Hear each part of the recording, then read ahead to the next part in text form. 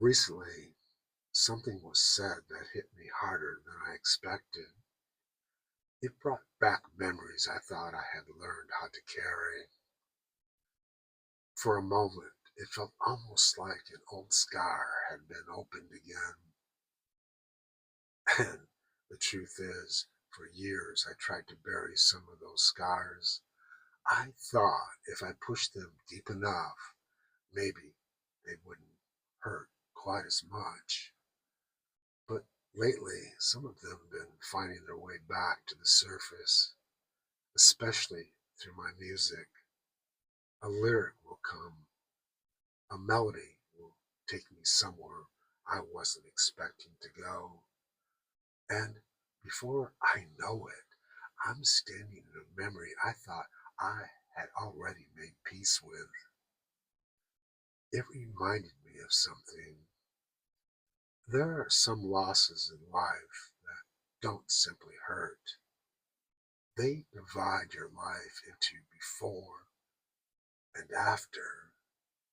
A soldier who never comes home, a family standing beside a flag draped casket while taps plays in the distance, a parent burying a child, a mother carrying the memory of a baby she never got to bring home, a husband or wife waking up one morning and realizing the other side of the bed will never be occupied in quite the same way.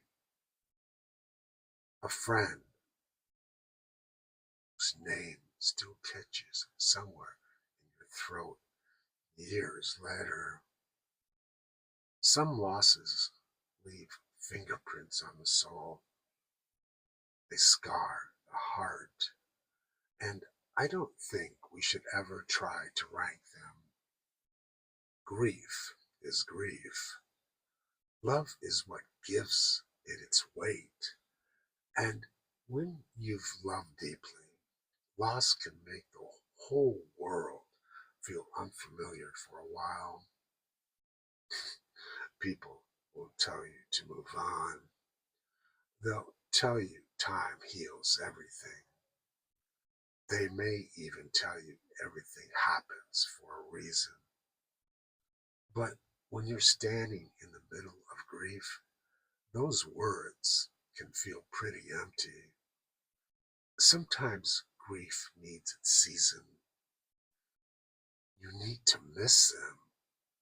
You need to say their name. You need to cry when a song catches you off guard or when a memory walks into the room without knocking. There is no timetable for that, but there is something else I've learned.